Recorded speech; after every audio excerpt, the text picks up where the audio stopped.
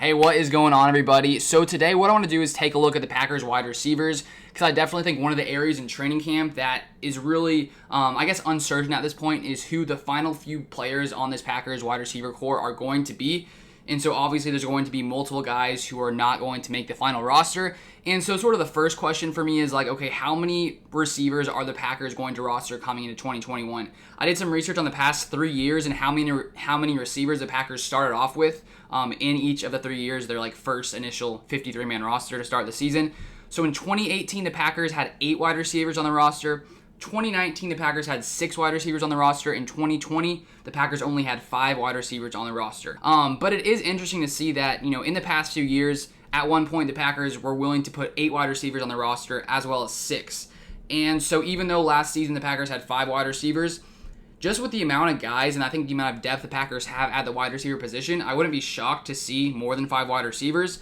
And so as I was sort of debating this, would the Packers keep 6 or 7 wide receivers? I have a couple differing, ideas of what could happen. First off, though, starting off from the guys who I think are locks on the roster, obviously Davante Adams. And then I would have to say MVS just because he's developed a lot. He's grown as a deep threat. And I also think that this season he could be even more than that. I think we saw in the NFC Championship game, he looked a lot better in that game than he had in the past. And I think he's going to build off that performance as, he's worked this entire offseason. I've also seen that his hands look better, at least in training camp. So I think the MVS is going to take a big step forward this season, out at that outside spot. And then, of course, I think Allen Lazard still is going to be a guy that stays in this offense just because of the chemistry he built with Aaron Rodgers, his ability to block as a wide receiver. I think he's going to be a lock. And then I'd say Amari Rodgers is a lock, I just think, because you draft a guy in the 3rd round, a guy who really fills, that slot receiver role you needed. I don't see the Packers, not putting him on the roster. And then we got Randall Cobb, who Aaron Rodgers really wanted on this team. Brian Gutekunst didn't seem to be quite as enthusiastic about having Randall Cobb. But I just would find it shocking that, for one of Rodgers' contingencies for, coming back was Randall Cobb here.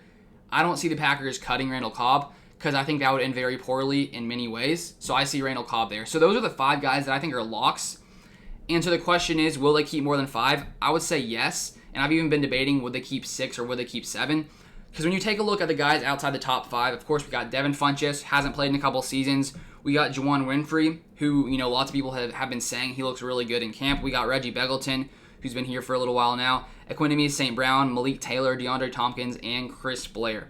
And so if they keep 6, there's going to be lots of guys fighting for this roster spot. And I think one of the crucial things about this is sort of their special teams ability because, Gutekunst and LaFleur were talking about how, the guys who are sort of on the brink of their position, lots of it comes down to, can they perform on special teams? Because obviously if you have those first 5 wide receivers, you need the other guys to, be able to, produce when it does come to special teams.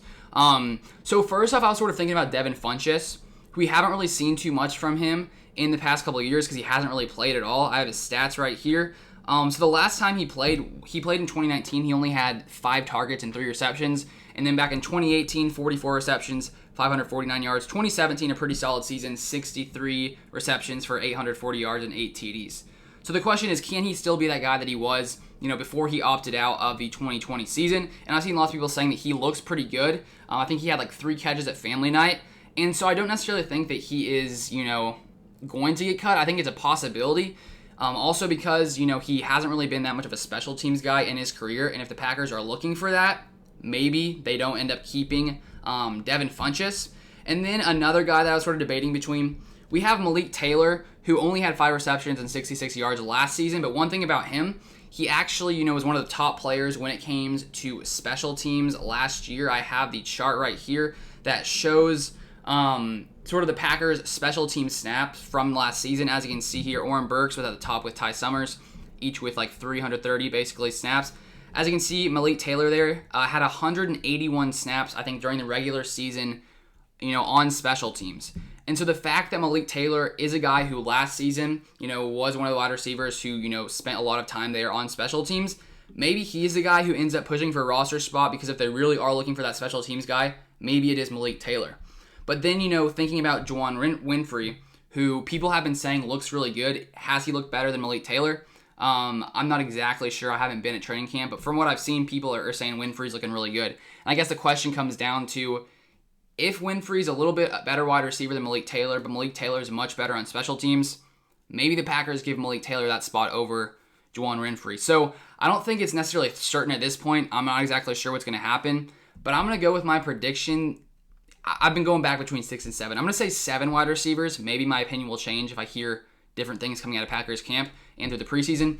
I'm going to say 7. I'm going to say Devin Funchess and Malik Taylor finish off the 6 and 7 spot, just because I think Devin Funchess is still a good wide receiver and could be beneficial to this Packers team to have some depth on the roster. And then Malik Taylor, mainly for the special teams, his special teams ability, considering Devin Funchess, I just don't know how good he would be on special teams. Maybe he would be good. And he said he is willing to play special teams, So who knows? But that's sort of my prediction. Maybe Juwan Winfrey pushes his way in there ahead of those guys. But I don't know. Just sort of going back and forth between it. But I'll be curious to hear who you guys think is going to, finish off this Packers wide receiver group. Let me know how many receivers you think the Packers keep, which ones they keep, and why. Because honestly, I'm open to different opinions. If you guys say something that makes me change my mind, I'm open to change my mind if I hear something that makes me want to change my mind. So let me know in the comments down below, because I was definitely not completely, 100%. I'm sort of coming down to this conclusion at this point. But it will be interesting, an interesting battle to watch for the end of this wide receiver group. But one thing for the Packers this year, for wide receivers, it's debated, are they good? Is it just Aaron Rodgers making them look great? I think there's probably a little bit of both in there, just because when you have Aaron Rodgers, one of the best quarterbacks in the NFL throwing, obviously all these wide receivers are going to look much better than maybe they would with, Sam Darnold, for example. No shade on Sam Darnold. Hope he does great this year. But you know what I'm saying? Aaron Rodgers is a beast, and so obviously he's going to make these receivers look great. But this year, the Packers definitely have so much more depth than last year at the wide receiver position, mainly just drafting Amari Rodgers and also, of course, bringing in Randall Cobb, two really, pretty solid slot guys who the Packers didn't have last season. So I think we're in a much better position this year when it comes to wide receiver, and it's a pretty good, I'd say, position to be in, to be wondering whether Devin Funchess will make the roster. Because I think last year he was definitely, a lock for the roster, with MVS and Al Lazard not having as much experience last season. So I think we're in a pretty good position right now, for wide receiver for the Packers. But let me know what you guys' thoughts are on this. And if you guys have yet to subscribe to the channel down below if you want to see more Packers content. But that is going to be it for this one. I'll see you guys on the next one.